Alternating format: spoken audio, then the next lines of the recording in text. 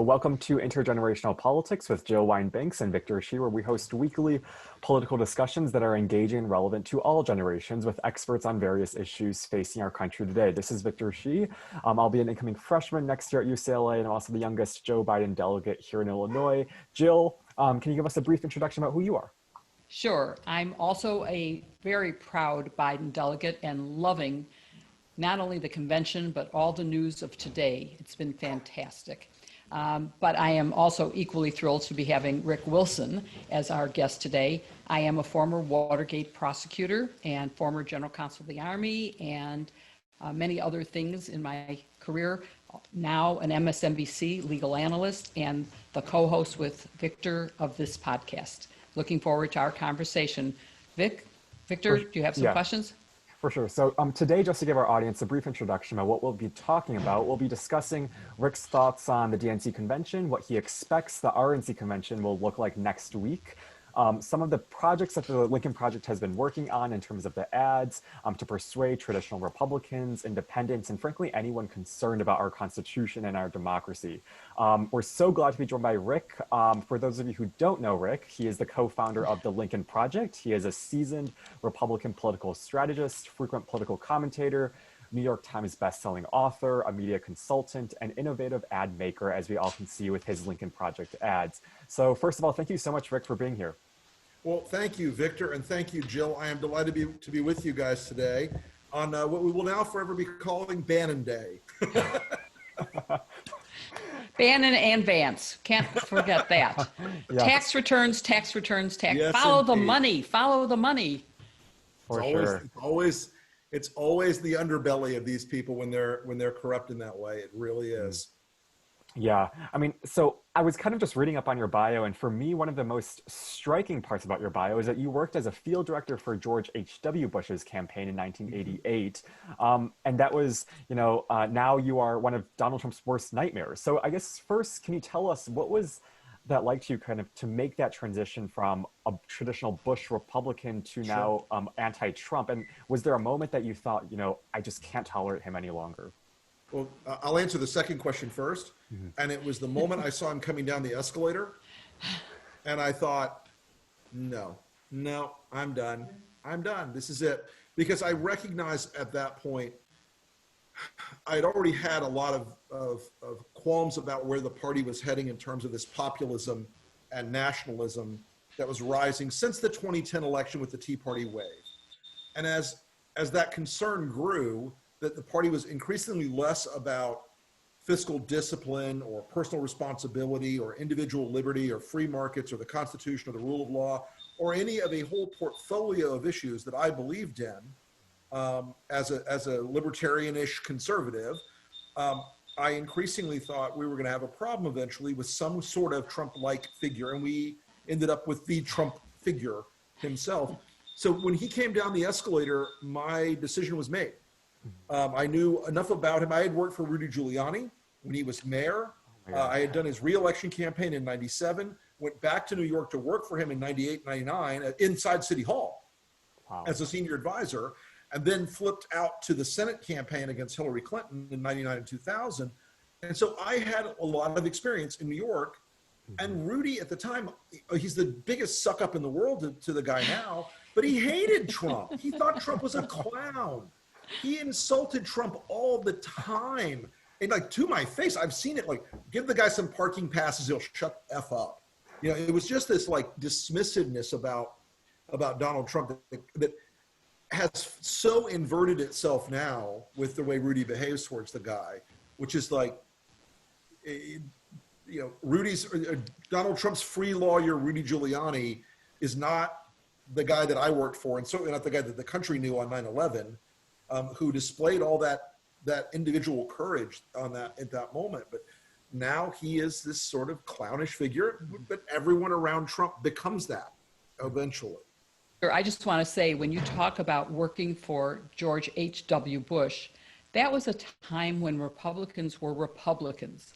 It was a time when we still had some bipartisanship, some dialogue, and there was a rational choice about being a Republican. They stood for something, which is, I think, Rick, what you're saying now is you knew and saw Donald Trump for who and what he was, and that was not a traditional Republican. That's right, Joe. I mean, and I think back about this, and I worked in the first Bush administration, very young guy. You know, I was one of those junior deputy dogs, as they say, and I worked for this guy. You may have heard of him, named Dick Cheney, who was the Secretary of Defense. And I got to say, there was an ethical standard, there was a personal integrity standard, there were behavioral standards where if you did any of the things that Donald Trump does every day, you'd be fired. It wouldn't be 5 minutes. It would be that minute. You wouldn't last 5 minutes with George H.W. Bush if you were, proposing things that like putting kids in cages, proposing things that break the law. I promise you, no one ever sat in the Oval Office with George Herbert Walker Bush and said, hey, we want to do something so extreme that you have to do an executive order that we know will probably be thrown out of court because it's so outrageous, but let's do it anyway. I mean, there was, and I say this a lot in my first book, and I talk about this a lot separately. There's always been a sort of political homeostasis in our country. And no one who's too liberal stays in power for too long, or too conservative stays in power for too long. And there are all these forces that balance out. We get a sort of a homeostatic like tension. And that means things change slowly, too slowly for many people, but they work within boundaries. They work within institutions. Right. And then, as Jill knows, even Richard Nixon said to himself, I'm not going to burn the country down to try to save my job. Yeah. I'm not going to do it. And he ran, I mean, we look back at Nixon now, and it's like the criming of Richard Nixon was like amateur stuff compared to these guys. Yes. But he still, at some fundamental level, still had a sense of shame. And he still actually believed in the rule of law. Right. He abided by the Supreme Court decision. The fact that we're worried that Donald Trump is going to now appeal the district court decision that says he has to turn over his tax returns is proof that he does not accept the rule of law. Right. The courts have spoken. The Supreme Court sent it back. The court said there is no burden here. And it's not even a burden on him. It's his accountants who are being subpoenaed. So, correct. I mean, it's absurd. We have lost all sense of decency in America. And as one of the attorneys, or one of the judges, today said, this case in particular, the Vance case of the tax records in particular, is the president seeking a backdoor route to absolute immunity. And if you have absolute immunity and absolute authority in your head, you're not a president. You're not serving the republic. You're not a part of a democracy or a democratic republic. You are a king. You're an authoritarian. You're a strongman. It's not what any conservative should want. I mean, conservatives, hypothetically, believed in the constraint of executive power under the Constitution because that was the system that the Constitution prescribed. An executive that was bounded by both the court on one axis and the Congress on the other. And this tripartite division of these powers was something the founders took seriously, and supposedly my fellow Republicans who for years beat their chests, I'm the most conservative constitutionalist. Now they look at Trump's excesses, they look at his behavior, they look at his criminality, they look at the corruption, and they shrug. Yeah. And this week we saw the release of the Rubio report in the Senate Intelligence Committee, and the Rubio report clearly outlined that they knew of criminal activity by members of the Trump campaign a year and a half ago and have said nothing. And they voted to exonerate Trump, even though they knew this pattern of behavior existed prior to this, and they did nothing. So they've walked away. They've abrogated their constitutional stripes, in my view, and they've treated Donald Trump as a king. Yeah, I mean, I've said before on the show that the most disturbing thing to me was when they voted at the Senate after the trial, the aborted trial. It wasn't a complete trial because they couldn't present all the evidence, but when they voted not guilty, it's not that they voted not impeachable, but when Justice Roberts called the roll, it had to be guilty or not guilty. And to say not guilty when the evidence was clear was very disturbing to me in terms of democracy. Very disturbing. But Victor, let's very much so. Yeah. I mean, for just like kind of in the same realm of topic, I think, whenever we kind of talk about these conservatives who allow Trump to do these things, we refer to them as the enablers. Why do you think these were traditional Republicans like Ted Cruz, who didn't support him in the primaries, why do you think they allowed Trump to do these type of unlawful acts? Well, look, I think the reason that they've chosen to do this is very simple, and I've described it in my first book and in articles. It's FOMT, fear of mean tweets. They have no belief system, Victor. They don't believe in anything except holding on to power and avoiding the anger of Donald Trump. Yeah. They know that if he tweets something bad about them, it is going to cause this social media meltdown. They're going to get death threats. Their lives are going to turn upside down. Their fundraising is going to get cut off. They're going to be screwed 10 different ways. And he knows that too. He is a political extortionist extraordinaire.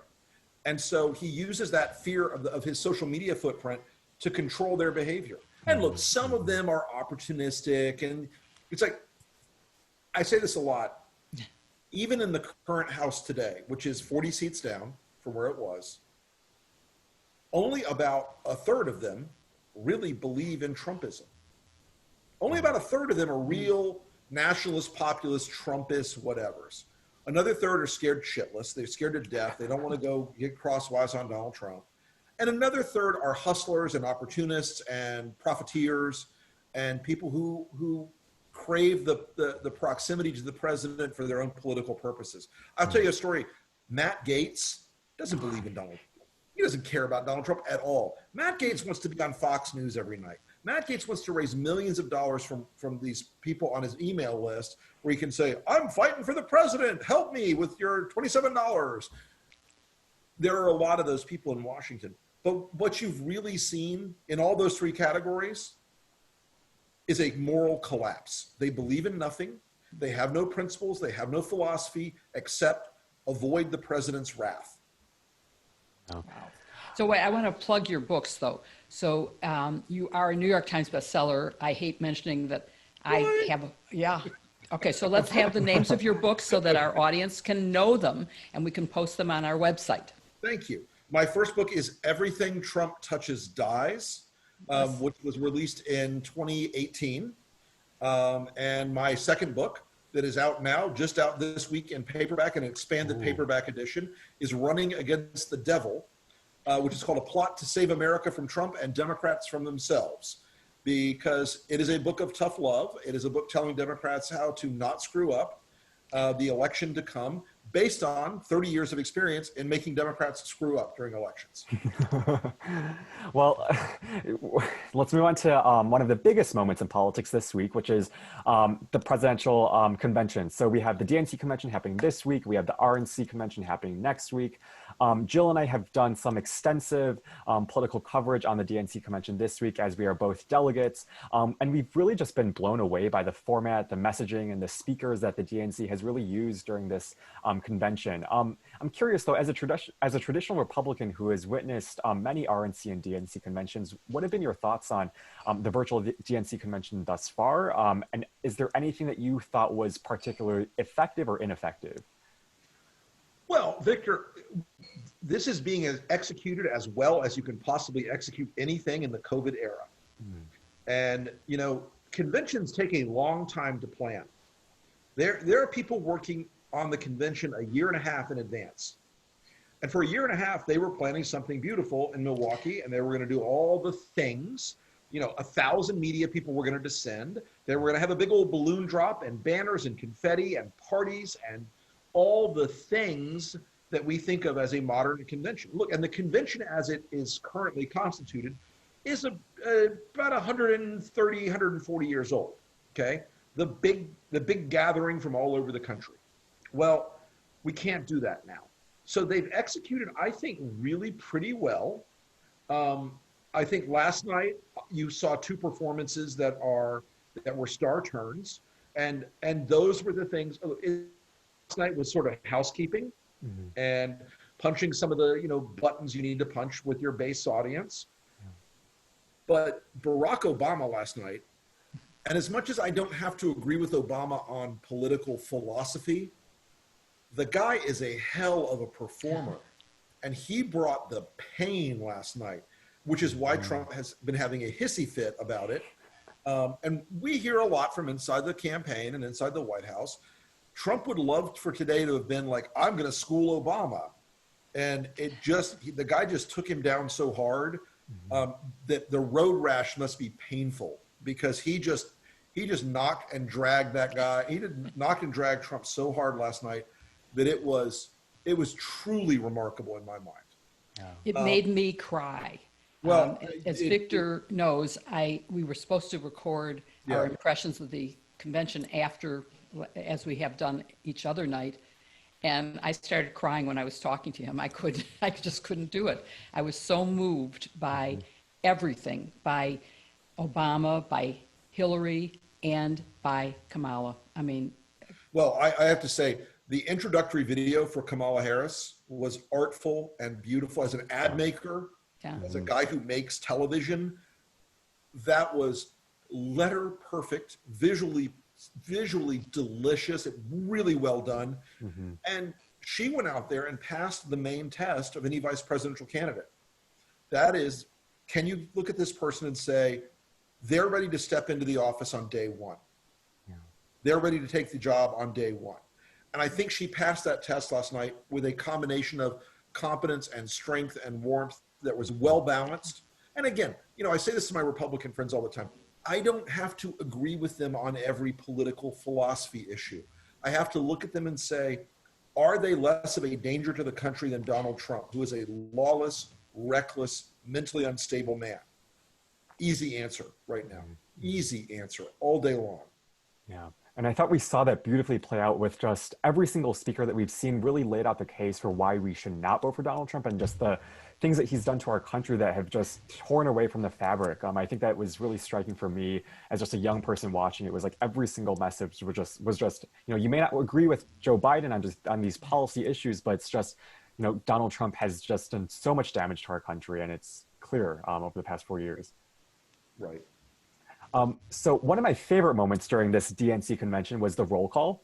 Usually we see delegates all decked out in gear, and they just cast their votes. But then this time we saw Democrats we saw like this kind of pan throughout the country with Democrats casting their votes in their respective cities and states. And then I was on Twitter, and Kevin Cruz was like, I'm looking forward to the GOP roll call, and he laid out some possible scenarios for that, and it was really funny. I loved it. Yeah. But with the RNC Convention coming next week, what do you expect with that? Like, do you think they can revive like a broken or non-existent campaign strategy, or kind of get a boost out of the polls? Like, what can we expect with that? Well, look, the roll call in the traditional convention format is always kind of messy, and it always kind of looks the same. I mean, maybe they have slightly different hats or jackets, but you don't see the character of the state displayed. And I think you actually saw more of that in the Democratic roll call this time. I think you saw a little more color, a little more, a lot of it was outdoors. And you felt a little bit like there was a sense of connection to the states. But in most cases, the roll call, it ends with the big balloon drop and the celebration and all those things, which is fine. You're not going to have that tonight. It's just not going to be the same feel. But again, I also think that's okay. I think because we're in a country right now where 175,000 people have died of COVID, where our economy is on the brink of collapse, where the country faces these problems of such enormity that it's not a lighthearted moment. It's not a rah-rah moment. It's a moment of determination, and a moment where you recognize you have to move forward, and a moment to say, roll up your sleeves, guys. 75 days to go. Get serious. Get to work. Which I think they did a good job last night, by the way, of reminding people, you got to go vote. Yeah. You got to go vote. You got to get out there and vote. And, Hillary Clinton last night, she ate her broccoli last night on this thing. She ate her spinach and basically admitted, I took my foot off the gas, and people woulda, coulda, shoulda. They needed to go vote. Yeah. And I hope Biden, I don't think he will but I hope Biden takes that lesson from her that, Donald Trump won with 77,000 votes in 3 states and fewer than 150,000 votes in Florida. I say that a lot, so I rattle through it. And you cannot take your foot off the gas with this guy even for 1 damn minute. Mm-hmm. Yeah, we just have to win by huge margins, and even if we win the popular vote, the scary thing is the Electoral College, and I think it's just up to us to really target those key swing states to win big in November. Victor, the only thing is the Electoral College. Mm-hmm. It's the only thing. Mm-hmm. You know what? If Joe Biden wins by, and there's a scenario, by the way, where Joe Biden could win by 20 million popular vote, and Donald Trump still wins the White House in the Electoral College. It is the only game in town. It is the only ball game. You know what a popular vote victory and $3.65 gets you? A medium latte. That's it. It is not, it does, and whether that's right or wrong, it doesn't matter. It's the only ball game in town. So you've got to play by the Electoral College rules. And you're right, the swing states, look, Lincoln Project, we are right now involved in only a limited number of places. We're not running national ad campaigns because I don't care. I know how California is going to vote. I know how Mississippi is going to vote. I'm not working in those states. I'm working in the places like Wisconsin, Ohio, Pennsylvania, Michigan, Iowa, North Carolina, Arizona, Florida. Those are states that are in play and in motion right now. And I may have to expand my target map a little bit further as Trump slips, where right now he's starting to have trouble in Georgia. He's starting to have trouble in Texas. Now, are those states going to go Democrat? Probably not, but they're already scary enough that Trump's having to spend money there to stay in the game. Mm-hmm. So it's an exciting calculus game. You've got to figure out a lot of varying critical paths to get to the 270. Yeah, before we get into those calculus games, and hand it back off to Jill to talk about how we can persuade as many voters as possible with your Lincoln Project. I just want to tap into the premise behind Lincoln Project, a group which you co-founded. Can you just give us a brief introduction about how the Lincoln Project came about and kind of the thought process behind its formation? Well, there are a group of us who are all former Republican consultants who all worked at a fairly significant level in American politics. And we, ranging from presidential campaigns to U.S. Senate races, to governors, to congressional races, to mayors of big cities, down to dog catcher. And all of us over the last couple of years have been in a movement loosely called Never Trump. But as we went forward, we realized there were going to be 2 kinds of people in this fight. People who bitched about Donald Trump in Washington, D.C. and said, can I have my next glass of Chardonnay? And guys who were willing to go out and women who were willing to go out and get in the trenches and knock heads and get bloody and have the gigantic media machine of the Trump world turned on us intimately and painfully. Mm-hmm. And so last fall, in late September, early October, started having some conversations with Reed Galen and John Weaver and Steve Schmidt. We added in some other folks after that, Mike Madrid, Jennifer Horn, Ron Steslow, a number of others.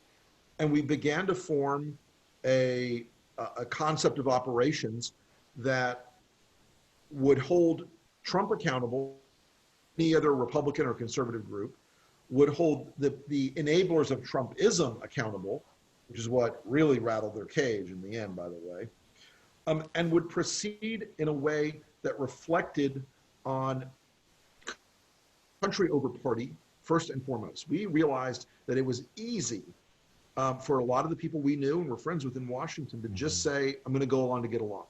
I'm going to shut up. And believe me, I'd be a lot richer today if I just shut up. We made, this being a consultant is not a bad business model. It's not a bad place to be, but we couldn't. None of us could allow this to go forward without speaking and acting. And so we chose to swear ourselves to this cause. And we kicked off in late December when it looked like Bernie Sanders would be the nominee. There were a lot of reasons to believe Bernie was going to win the nomination at that point. And it was tough for us to do that because it's like, how do you say we're conservatives are going to back Bernie Sanders? Yeah. And Joe Biden's election has made our job as nominee, has made our job a lot easier, a lot more fun.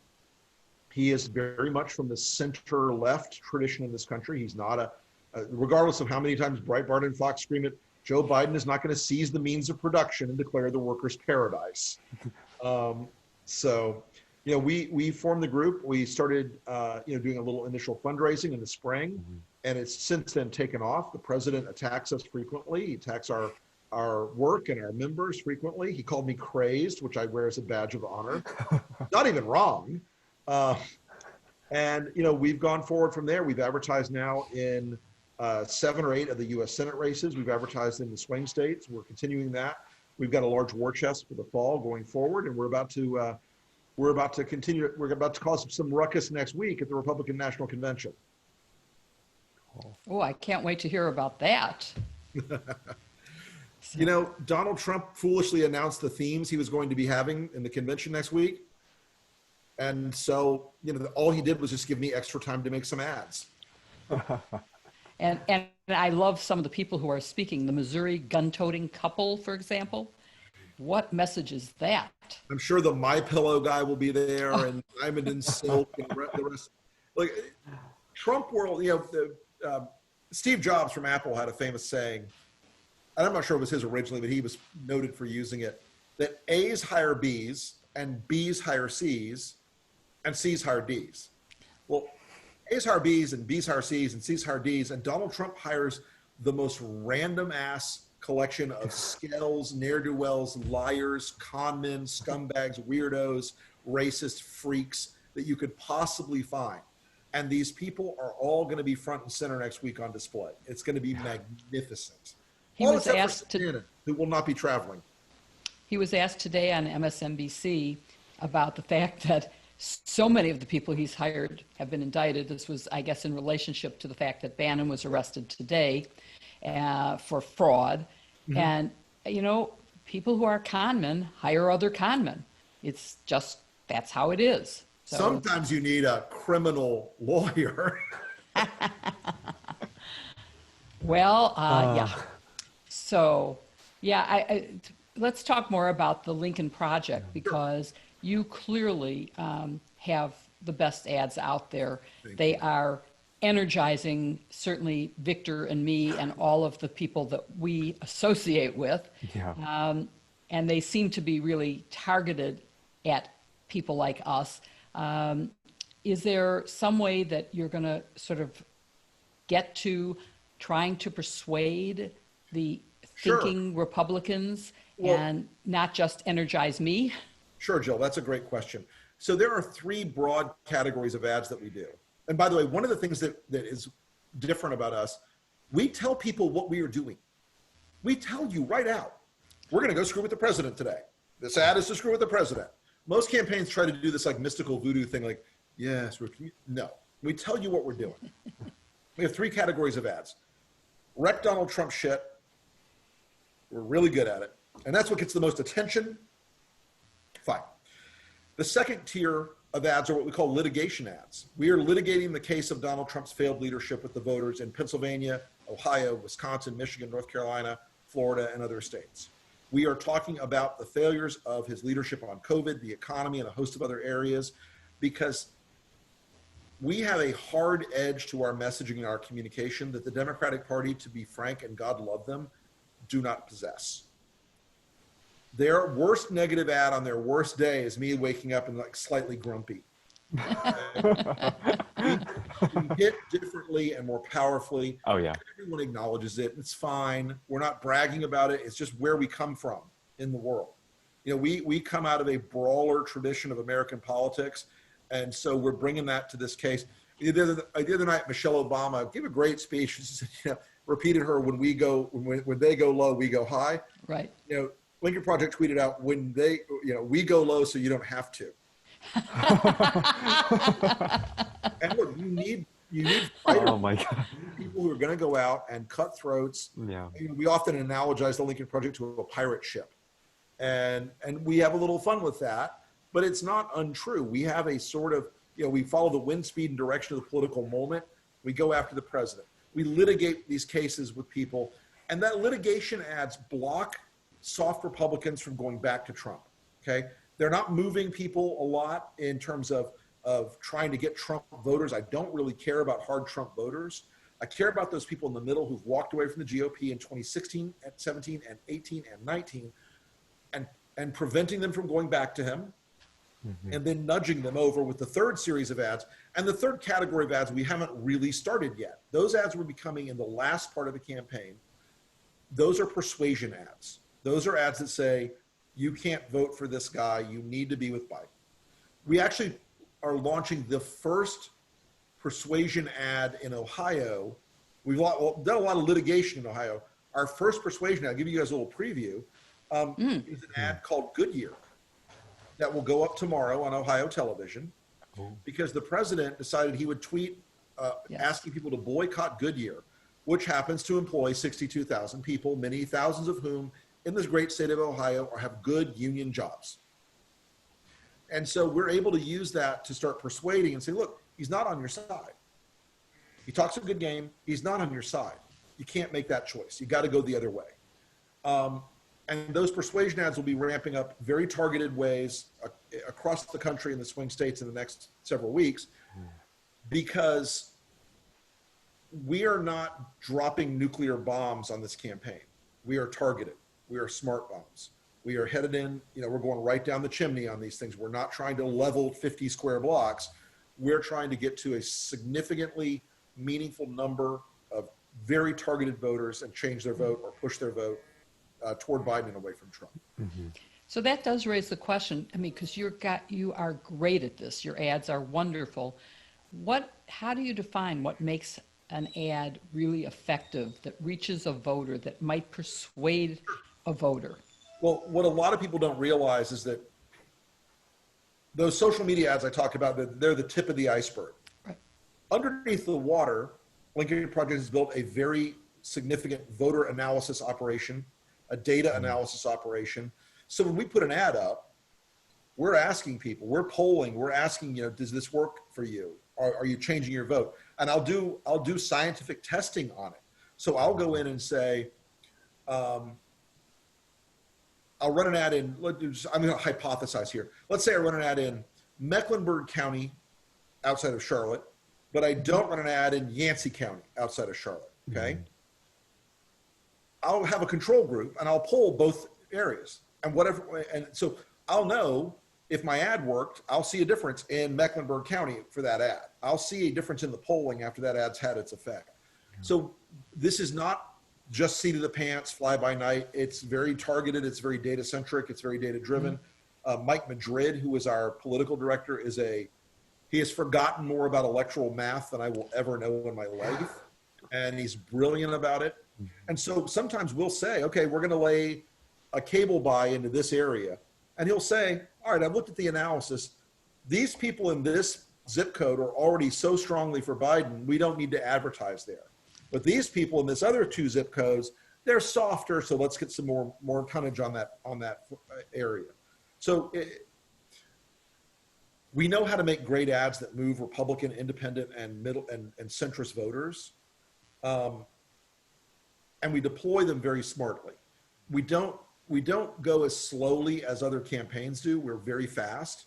So like he tweeted about Goodyear yesterday afternoon, and the ad was done this morning. So, our guys have the speed of heat every day because we know that speed matters in these social media battles. And that's the other thing we're doing, by the way, is amplifying through targeted digital and social media every day, because people are basically home looking at their phones and computers. Well, you've done an amazing job of it, that is for sure. And I hope that the Democrats are learning from you, although, as you said, because you're doing the job, they don't have to. So they can talk about policy and they can remain high, which I don't think is a bad thing. I personally am one of those people who believes that politics should be an honorable profession and that we shouldn't be tarring each other with terrible things. I do like that. Should expect, though, that Donald Trump is going to do some horrible things in the next 75 days. Yeah. He's going to darken the sky with negative ads. It's going to be very, very ugly coming forward. So we all need to mentally prepare ourselves for that. I hope that you're as effective in persuading voters as you have been at getting under his skin, because he hope so, clearly is too. thin-skinned and has been, his tweets this morning means that Obama also got under his skin. Clearly. Obama rattled his business last night. It was a thing of beauty. It really was glorious to watch. Exactly. It's fabulous. I think we've learned a great deal from you. And is there anything else that you want to tell our listeners or tell? Well, I will throw two things at you. Lincoln Project is now streaming. We've got a streaming service during the evenings during the conventions. We started out the first night just sort of for fun as an experiment between the bunch of us, and then somebody leaked the live link on Tuesday night, and all of a sudden it's like, hey, 15,000 people watch this. And then last night we took it to a public beta, and it's still very rough around the edges. Okay, it's still like a little chaotic. And last night we had 170,000 viewers, which is basically like a network. Wow. So we're going to have some fun with that during the conventions and maybe a little beyond. And if people are interested in the Lincoln Project, they go to lincolnproject.us. They can learn more about us. They can see the ads. They can donate. They can buy Lincoln Project gear, which people really are crazy about. And we're part of a movement in this country that's growing. We're really proud to be part of the spearhead in terms of the messaging and the communications against this president, and having a good time. And I really appreciate you guys having me on today. Great. And, Thank you so people much. can also join. You have town hall meetings. We do. We've got one on Yes, Friday on Zoom, which will also be streamed on the new LPTV. So we've got a hell of a thing going on here. For sure. Well, we're so appreciative. Thank you so much, Rick. Well, thank you very much, Victor. And Jill, I look forward to seeing you again someday on the set. Thank you. Yeah, that would be nice. It would be nice. And so while we're plugging your book, I have to plug mine too, The Watergate Girl, out in February, just before coronavirus hit. One last question. Is there anything you can give to Rick, to Victor and me to help us have conversations that will help persuade the persuadable? I'm not talking about the Trump base because they're hopeless. I'm talking about independents and sane Republicans like you. What are the things we can talk about? One of the things that I've found it's very helpful is you give them an exit ramp. You don't condemn them and say, you're stupid for voting for Trump. They may have been stupid, but believe me, they know that already. They have felt that already. And if you peel them past, okay, you got some judges, and now what? What have you lost because of that? What powers have you ceded to the executive because of that? What part of conservative philosophy is this kind of behavior? And you ask them those questions, and defending him for them is easy. It's like, oh, the liberal media hates him, therefore I hate him. But when you ask them about the party and their beliefs and how does he represent them, if at all, it becomes a much more difficult equation for them to work through. And again, you give them an off-ramp, you give them an exit ramp. Who do you want to see in the future someday? Right. What do you want to think? What kind of party do you want it to look like in the future? Do you want us to be able to win African Americans or Hispanics ever? Do you want us to be able to expand past, the non-college educated white guy, which is becoming like the center of all or the Republican demographic? Do you want to be a competitive national party? Do you want to be able to win races in places like California or New York ever again? Mm-hmm. Do you want to hold on to a position that sounds more like Ronald Reagan or more like Donald Trump? Yeah. Do you want your kids to be more like George Herbert Walker Bush or more like Donald Trump? So those are the kind of things I ask people when I'm having conversations with them. And it's not always easy. People do not always find it easy to have those discussions. And especially with me, because they think I'm going to tear their head off and wave it around the room like an ornament. When I ask them a softer question, they get a little like, wait, what? So, but yeah, that's the way you kind of approach that. For sure. Thank you very much. We are Jill, grateful. Thank you, Victor. Victor, best of luck. Jill, best of luck. Thank you. Thank you. I look forward to talking to you guys again. Thanks. Thanks so much. Bye-bye. We hope you listening also enjoy this episode. Be sure to follow us on YouTube, Twitter, and Facebook, and send us suggestions, ideas for future topics, and speakers you would like to see via Jill, myself, or our website. Lastly, Intergenerational Politics is now on Apple Podcasts, so be sure to subscribe and rate our channel to support us. Thanks for listening, and see you on our next episode.